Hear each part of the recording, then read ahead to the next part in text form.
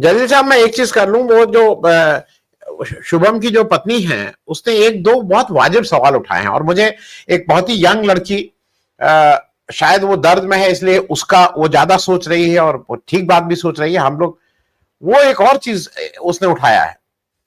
उसने ये कहा है, उस लड़की ने, कि भाई ये जो पैसा है, इसकी जो आमदनी होगी पाकिस्तान जाएगी। पाकिस्तान टेररिस्ट स्टेट आप कहते ही, वहां से टेरर, तो आप इनडायरेक्टली यहां पे कुछ लोग पाकिस्तान के आतंकवादियों को क्या सपोर्ट कर रहे हैं। और जो प्रबल जी ने कहा, इन सारी जगहों पे पैसा किसका लगता है सबको पता है। अगर दुबई में क्रिकेट हो रहा है तो वहां कौन किसका पैसा लगा होगा ये सबको पता है।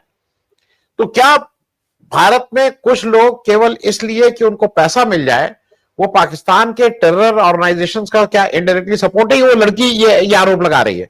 और दूसरा, जलील साहब, आप कश्मीर में बैठे हैं, इसीलिए मैंने आपसे आग्रह सुबह किया था कि आप जरूर आ जाइएगा।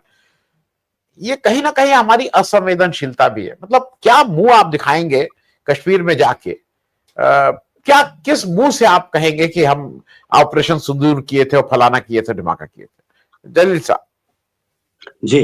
सबसे पहली बात, जो आपने पैसे की बात कही, पैसा बराबर पाकिस्तान के पास भी जाएगा। मैं सुबह देख रहा था, मुझे मालूम नहीं था कि हम लोग शाम को इस विषय को लेके बैठ जाएंगे, नहीं तो मैं बराबर आपको हिसाब देता कि भारत के पास कितना पैसा आ रहा है और पाकिस्तान के पास कितना पैसा जा रहा है।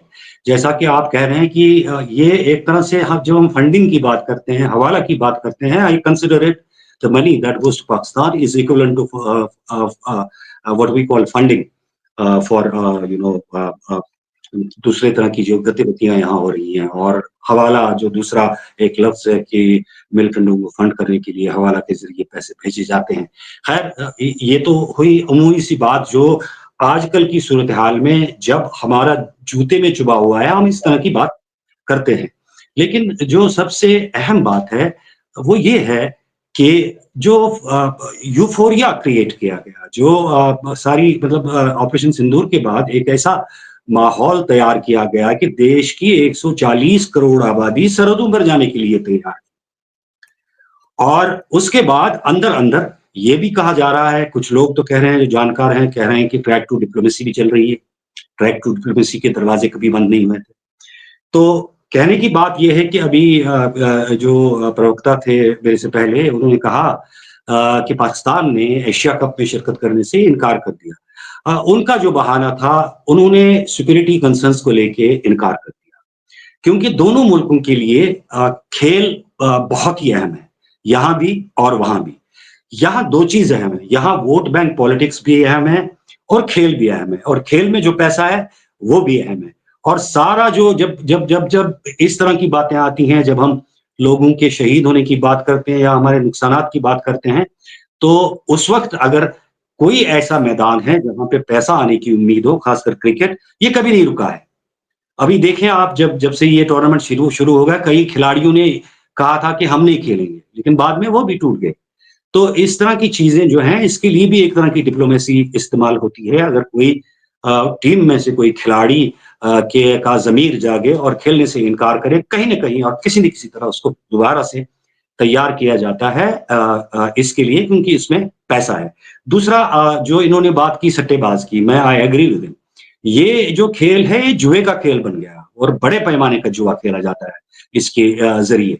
तो उनकी जो लॉबी है वो भी स्ट्रॉन्ग है, बहुत स्ट्रॉन्ग है। यानी कि नटशल में मेरा ये कहना है कि जहां पे पैसा है वहां पे नेशनल जो इंटरेस्ट हैं वो जरा बैकड्रॉप में चले जाते हैं।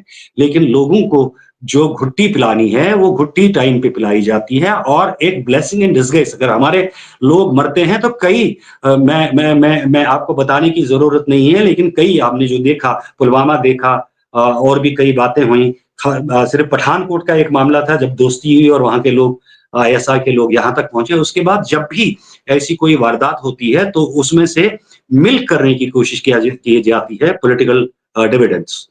तो यही इसमें भी हिपोक्रेसी है, इसमें भी दोहरा मापदंड है कि आप एक चीज को इस्तेमाल करते हो कि लोगों के जज्बात को भड़काने के लिए, उनके अंदर गुस्सा पैदा करने के, और दूसरी तरफ आप खेल कूद जो है और जिसमें पैसा है, तो क्या जरूरत थी कि पाकिस्तानी जो आर्टिस्ट हैं उनके अकाउंट्स को बैन करने की?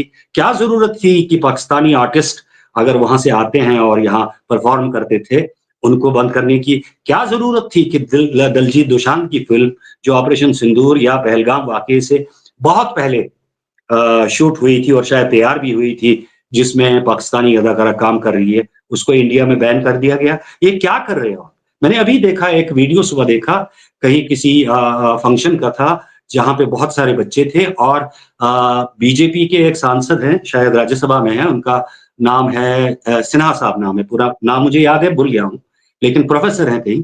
तो सुबह उनसे एक रा, बच्ची ने पूछा कि राकेश सिन्हा, आपने राकेश राकेश जी, सिन्हा। जी, जी, जी, जी, जी, जी, जी, एक बच्ची ने उनसे यही सवाल किया, जो हम इस वक़्त डिस्कस कर रहे हैं, तो उनसे ये पूछा कि जनाब, आप ये बताइए कि आपने सरहदें बंद की, वहाँ के लोगों के जो यहाँ थे, उनको यहाँ से निकाल दिया, वापस भेज दिया, जिनके पास लॉन्ग टर्म वीज़ा भी था, उनको भी निकाल दिया एक झटके से, अब ढूँढ-ढूँढ के कहाँ-कहाँ, कोने-कोने से उनको निकाल दिया। आर्टिस्ट का यहाँ आना बंद कर दिया, वहाँ की चैनल्स को बंद कर दिया, वहाँ की जो एंटरटेनमेंट चैनल्स हैं, उनको बैन कर दिया। और उसके बाद जो गाना बजाना है उसको बंद कर दिया। और वो शख्स आज सुबह कह रहा था देखिए, ये चीज़ें जो हैं जिस तरह पहलगाम का वाक़या हुआ इसकी वजह से खेल-कूद, गाना बजाना और कल्चर इस तरह की चीज़ें एंटरटेनमेंट इस पे कोई रोक-टोक नहीं है। इस पे कोई ये नहीं है, कोई नहीं रोक सकता है इसको। तो अब आप बताइए क्या किस्म की सूरत-ए-हाल है? किस तरह की बातें एक ही ज़ुबान से 2 तरह की बातें की जाती हैं। मैं अब ये हुई एक बात, दूसरी आपने बहसत कश्मीरी मुझे पूछा। ये जो जंग-ओ-जदल है, जो हम 1947 से देखते आए हैं, इसकी वजह से यहाँ कितने पीड़ित हैं हम लोग। मैं आज आपके शो पे बता रहा हूँ कि मेरा आधा खानदान उस पार है, जो पढ़ने गए थे उस टाइम, लाहौर यूनिवर्सिटी में ज़ेर-ए-तालीम थे। नो डाउट वो बड़े-बड़े ओहदों पे हैं। मेरे मामू की डेथ हो गई तो स्काइप पे रहना पड़ा मुझे, कश्मीरी में बात करनी पड़ी क्योंकि उनकी जो बच्चे हैं वो कश्मीरी नहीं बोलते हैं। उनको मैंने कैटर किया है, यहाँ से उनकी तीमारदारी मैंने तकरीबन 2 हफ्ते की है। और वो छोटा-मोटा आदमी नहीं था, he was president national bank of Pakistan, जिसका एक बेटा वापडा का डायरेक्टर है और एक बेटा he is ambassador to Spain. तो ऐसे-ऐसी पीड़ित इस तरह के पीड़ित हैं हम। और मैंने उनका परमिट बनाया था, परमिट बंद हो गया मोदी जी के आने के बाद। यहाँ से जो मुज़फ़्फ़राबाद रास्ता जो था, वो वही अरमान लेके चले गए दुनिया से कि मैं आखिरी बार कश्मीर जाऊँ, वहाँ मर जाऊँ, तो वहाँ ज़मीन मिले। तो हम पीड़ित हैं इसकी वजह से। आपके लिए तो मतलब पर्यटक यहाँ आए बेचारे ये कितने दुःख की बात है, सारी दुनिया हिल गई कि हम भी जाते हैं पर्यटन करने के लिए। मैं भी दिल्ली जाता हूँ, दिल्ली में भी मेरा घर है। अगर कोई मैं मुझे इस तरह ब तीखी आँख से देखे तो मैं छोड़ दूँगा उसी टाइम, नहीं आऊँगा। मारने की तो बात ही नहीं है। मासूम अफ़राद को यहाँ पे मारा गया और आज तक हमें नहीं पता है कि कौन मारे गए। अब इससे पहले जब मानसून का सेशन था और इस पे बात होनी थी ऑपरेशन सिंदूर पे, तो उससे 1 दिन पहले कुछ लोगों को मारा गया और बताया गया कि ये वही लोग हैं, जो मारे गए। अगर ये वो सारे के सारे पाकिस्तानी हैं जो उसके बाद आपने पकड़-दकड़ शुरू की और लोगों के मकान उड़ाए, तो वो क मकान तो उड़ गए। जिसका मकान आपने उड़ाया, उसके साथ वाला पड़ोसी जिसका कुछ लेना-देना नहीं, उसके भी मकान टूट गए। अब जो हुआ कि माल तो हो सकता है, आप माल कमा सकते हैं। यहाँ जो फिलैंथ्रोपी की एक आइडियोलॉजी है कश्मीर में, यहाँ एक दिन में आप 1 करोड़, 2 करोड़ जमा कर सकते हो, किसी के लिए भी बीमार है, कोई कहीं पे फँसा हुआ है, किसी की प्रॉब्लम है, किसी का घर जल गया। ये चीज़ें हैं कि माल ज़्यादा इस तरह की चीज़ें जो चैरिटी की चीज़ें हैं, उससे कोई उनका कुछ यहाँ कुछ नहीं होता है लोगों का। बड़े से बड़ा सिर्फ एक बार वो आगे आए और बताए कि मेरी ये प्रॉब्लम है, तो वो बंद नहीं होता है, वो एक दिन में एक लखपति बन जाता है। लेकिन ये जो लोग बंद हैं, ये बच्चे बंद हैं, इनको क्यों बंद रखा हुआ आपको? अगर आपने उन लोगों को मारा, तो उनको किस जुर्म में बंद रखा हुआ है? तो ये जो सारी पॉलिसीज़ हैं, एक तरफ से कश्मीरियों के साथ जिस तरह का सलूक है, यहाँ से हमारे अपने लोगों से, एक तरह तो वो सारा कुछ चल रहा है, आप कोई न कोई ऐसा कदम उठा ही लेते हो, जिससे कश्मीरियों को चोट पहुँचे। दूसरी तरफ हमारा वो चच्चाज़ाद भाई बैठा है पार, हमारे में कहते हैं कि अब जिसका कोई दुश्मन नहीं होता, अगर उसका चाचा है, तो उसको दुश्मन की ज़रूरत नहीं है। तो वो लोग पार बैठे हैं जो हमारी हमदर्दी का दावा कर रहे हैं, जिन्होंने हमें इस आग में झोंक लिया और फिर हाथ खींच लिया। तो वो लोग एक तरफ से आप लोगों के साथ स्कोर सेटल करते हैं। उनका स्कोर तो आपके साथ सेटल करना है, हमारे साथ तो नहीं है उनका कोई ये लेना-देना। लेकिन पिसे हम जा रहे हैं। आप देखिए, मैं शुरुआत से आपको एक 2 मिनट लूँगा, मैं आपको डिटेल बताऊँगा। मैं आपको बताऊँगा 1947 का वॉर हुआ, जब रेडर्स यहाँ आ गए और फिर आधा कश्मीर उनके हिस्से में चला गया। उसके बाद India has invited the premier of Pakistan twice on as chief guest on our national functions. 1955 में governor general of Pakistan was invited by Nehru. 1965 में जनरल ओयू वाज इनवाइटेड, लेकिन उसने क्या किया, उसने मतलब छोटा दिखाने के लिए ही सेंट हिज एग्रीकल्चर मिनिस्टर, और उसके सिर्फ 2.5 महीने बाद उन्होंने ऑपरेशन जिब्राल्टर जिसको कहते हैं, या ऑपरेशन डेजर्ट हॉक, यहाँ सिविल कपड़ों में फौजी भेज दिए। और फिर जवाहरलाल, ये जो हमारे शास्त्री जी उस वक्त प्राइम मिनिस्टर थे, तो उन्होंने 1 जुलाई को सीज फायर एग्रीमेंट पे साइन किया, और उससे सिर्फ 2 महीने बाद एक डेडली अटैक किया पाकिस्तान ने इंडिया पे, जिसके बाद ताशकंद में मिले शास्त्री जी, और वहां पे सीज फायर अयूब खान के साथ साइन हुआ, और उसके बाद वहां पे हार्ट अटैक हुआ hours after he sign the cease fire agreement with general Ayub. तो उसके बाद उनकी मौत वहीं हुई। और मैं उसके बाद बताऊंगा 1971 का वॉर हुआ और पाकिस्तान के 90,000 फौजियों ने सरेंडर किया। तो 1972 में भुट्टो अपनी बेटी बेनजीर के साथ यहाँ आया और शिमला में उन्होंने एक एग्रीमेंट किया।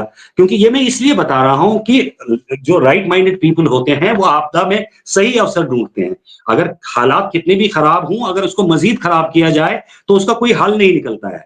हल अगर निकलता है तो वो डिफ्यूज करने से निकलता है, और हालात को काबू करने से निकलता है, और बातचीत से निकलता है। बातचीत से मैं इसलिए कह रहा हूं, ये मेरा कहना नहीं है, ये तारीख बता रही है कि कितने वॉर्स के बाद हमने फिर उनके साथ बात की। 1999 में लाहौर समिट हुआ, वाजपेयी जी चले गए यहाँ से। 2001 में 1999 के बाद फिर मुशर्रफ ने हमारी पीठ में छुरा घोंप के करगिल पे हमला किया, और 2001 में मुशर्रफ यहाँ आगरा आ गए। तो उस वक्त वो एक 4 नुकाती 4 पॉइंट फॉर्मूला की बात हुई थी, लेकिन कहते हैं कि हॉक्स की वजह से वो ठंडे बस्ते में चला गया। ये तो हुई ये बात। अब मैं यहां से कह रहा हूं कि यहां से हमारे कितने प्रधानमंत्री गए हैं। 1953-71 के बाद नेहरू जी, 1960 नेहरू जी, 1964 शास्त्री जी, 1988 राजीव गांधी जी, जब खान अब्दुल गफ्फार खान सर्दी गांधी मर गए थे, गुजर गए थे, तो उनके क्रियाक्रम में वो गए थे, और सार्क का समिट भी था उस टाइम। 1989 में फिर राजीव गांधी चले गए, बेनजीर जब वहां की प्राइम मिनिस्टर थी, और उसके बाद 1999 में, ये 89 की मैंने बोली राजीव गांधी की, फिर 1990 में वाजपेयी जी चले गए, लाहौर समिट हुआ वहां पे। फिर 2004 में फिर वाजपेयी चले गए सार्क समिट को अटेंड करने के लिए, और 2015 में हमारे प्रधानमंत्री, हमारे प्रिय प्रधानमंत्री नरेंद्र मोदी जी बिरयानी खाने के लिए चले गए।